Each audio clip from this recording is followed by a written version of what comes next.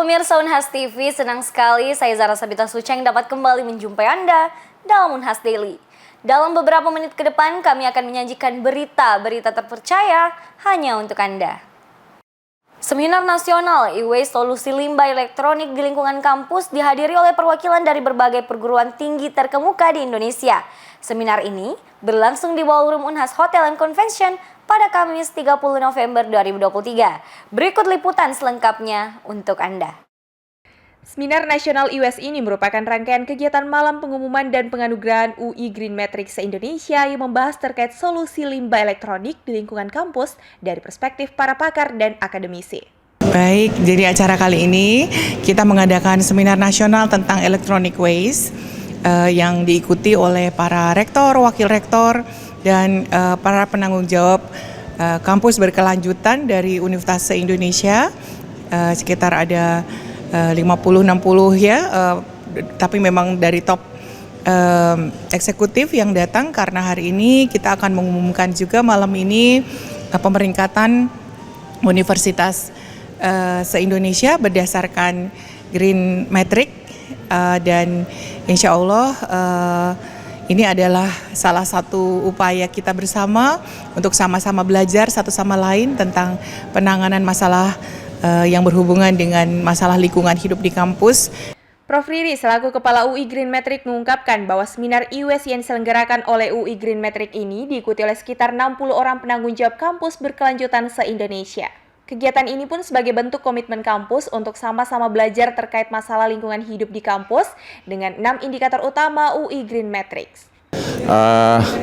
Hari ini disajikan suatu pemaparan yang menarik sekali dalam seminar nasional tentang e-waste. Dan tentu saja ini bagian dari komitmen Universitas Hasanuddin agar supaya waste yang ada, terutama e-waste yang jumlahnya saya kira cukup besar dari elektronik, di sini komunitas kita cukup besar, lebih dari 50.000 yang ada di kampus ini. Sehingga kita semua berkomitmen agar supaya melakukan pengolahan yang baik mulai dari hulu bagaimana sampah ini dipisah, kemudian dikelola dan kemudian kemana arahnya dibuang. Dan tentu saja ini akan kita buat dalam bentuk satu peraturan yang harus dipatuhi oleh semua unit kerja, terutama fakultas-fakultas dalam menangani sampah-sampah mereka yang terkait dengan e-waste ini. Pada kesempatan yang sama, Profesor Sumbangan Baja, Sekretaris Universitas Hasanuddin menuturkan bahwa keterlibatan Unhas dalam UI Green Matrix ini merupakan bagian dari komitmen Unhas dalam mendukung e-waste agar limbah elektronik dapat terkelola dengan baik, mulai dari hulu hingga ke hilir. Terima kasih. Jadi limbah elektronik itu banyak terdapat di kampus. Hanya sementara ini bahwa cara mengatasi penanggulangannya masih relatif rendah. Oleh sebab itu saya ada penemuan untuk alat yang disebut pirolisis limbah elektronik, itu bisa mendegradasi 5 kilo limbah elektronik menjadi sejenis BBM, sejenis pertalit. Tapi limbah elektronik yang sudah tidak terpakai sama sekali. Sedangkan yang berharga itu bisa dipakai yang lain. Oleh sebab itu pengembangan ini sangat perlu dikembangkan pada setiap kampus. Jadi pirolisis ini hanya dibakar bisa menjadi pertalit. Yang kedua, bahwa di limbah elektronik itu ada yang disebut dengan PCB, polikloronide bipenil. Itu adalah B3 yang sampai sekarang tidak bisa terdegradasi. Sebagai narasumber dalam kegiatan seminar nasional ini, Profesor Pranoto mengungkapkan keresahannya terkait banyaknya limbah elektronik di kampus, namun solusi penanggulangannya masih relatif rendah. Ia pun mengungkapkan bahwa dirinya telah berhasil menemukan 2 inovasi yang diharapkan dapat menjadi solusi terhadap penanganan kasus tersebut. Adapun inovasi lainnya berupa penemuan bakteri yang dapat mendegradasi PCB yang merupakan B3 yang sebelumnya tidak dapat terdegradasi. Sehingga ia berharap kampus dapat bekerja sama dalam mereuse, dan merecycle limbah elektronik tersebut. Meskipun dalam kondisi cuaca hujan, tidak menyurutkan semangat mereka untuk tetap melakukan penanaman beberapa bibit pohon di area sekitar gedung lama Fakultas Teknik Unhas. Hal ini pun menjadi bukti keseriusan kampus dalam mendukung dan menciptakan lingkungan yang hijau dan berkelanjutan. Husnain Putri Intan, Nur Iza Rasak, Unhas TV.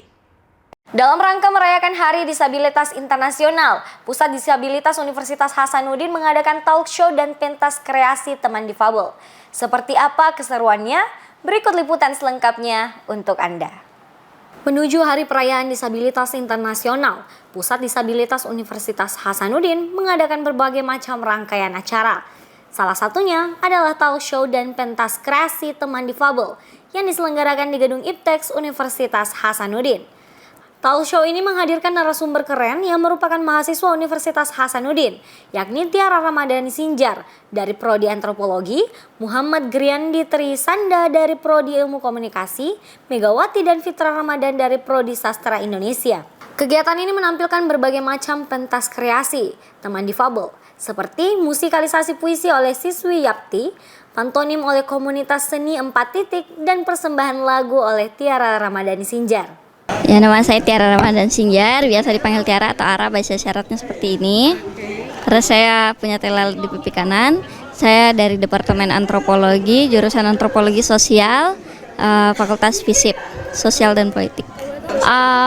Lebih mengkapitalkan soal bagaimana sih saya menyesuaikan diri di kampus secara lingkungan, pendidikan, dan sosial. Tiara Ramadhani Sinjar adalah salah satu mahasiswi berprestasi, terutama dalam bidang tarik suara. Tiara sudah sering mengikuti lomba menyanyi hingga tingkat provinsi dan tampil di berbagai TV lokal. Ya, hal yang penting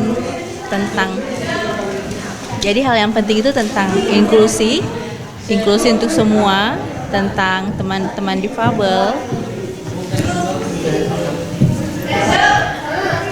Dan mungkin pemikiran kita berbeda-beda, tapi tujuan kita tetap sama. Fitra Ramadan juga berpesan kepada seluruh mahasiswa Unhas, khususnya mahasiswa difabel, harus tetap kuat menjalani kehidupan kampus dan menjadikan Unhas sebagai kampus yang lebih baik ke depannya. Jelang pemilu 2024, hampir seluruh wilayah, terutama tepi jalan protokol Makassar, dipenuhi alat peraga kampanye calon legislatif. Komisi Pemilihan Umum Makassar telah menentukan beberapa wilayah yang tidak boleh dipasangi APK, 12 titik pelarangan pemasangan alat peraga kampanye. Berikut informasi selengkapnya untuk Anda. Alat peraga kampanye merupakan semua benda atau bentuk lain yang memuat visi, misi, program, atau informasi lainnya dari peserta pemilu. Simbol atau tanda gambar peserta pemilu yang dipasang untuk keperluan kampanye bertujuan untuk mengajak orang memilih peserta pemilu tertentu. Namun, KPU Kota Makassar telah menetapkan zona larangan pemasangan alat peraga kampanye di 12 titik ruas jalan Kota Makassar. Dani Pomanto selaku Wali Kota Makassar telah menindaklanjuti kebijakan tersebut melalui surat pada tanggal 22 November 2023. Perlunya penertiban pemasangan baliho caleg hingga capres tersebut dikarenakan masih ditemukan APK di area terlarang sejak masa kampanye pemilu 2024 dimulai. Alat peraga kampanye juga seringkali merusak keindahan lingkungan. Bisa dilihat dari banyaknya alat peraga kampanye yang dipasangi dengan tidak teratur di pinggir jalan sampai dengan menempelkan di pohon-pohon. Iya, menurut saya memang pemasangan APK apalagi di musim kampanye seperti ini kan akan banyak sekali ya. Kalau kita melihat kan caleg, kemudian calon presiden dan seterusnya. Jadi paling tidak kalau kita melihat misalnya kartu suara nantinya itu kan ada 5 ya, mulai DPRD kota, kabupaten, kemudian provinsi, DPD, kemudian DPR pusat dan calon presiden dan wakil presiden. Nah tentu memang kan ada banyak potensi untuk pemasangan alat peraga. Jadi kalau tidak diatur misalnya ya mungkin bisa jadi akan sangat semerawut begitu ya. Bayangkan kalau ribuan alat peraga kemudian akan dipasang di satu titik yang sama kan itu agak sulit diatur ya dan semerawut tentu. Itu yang pertama.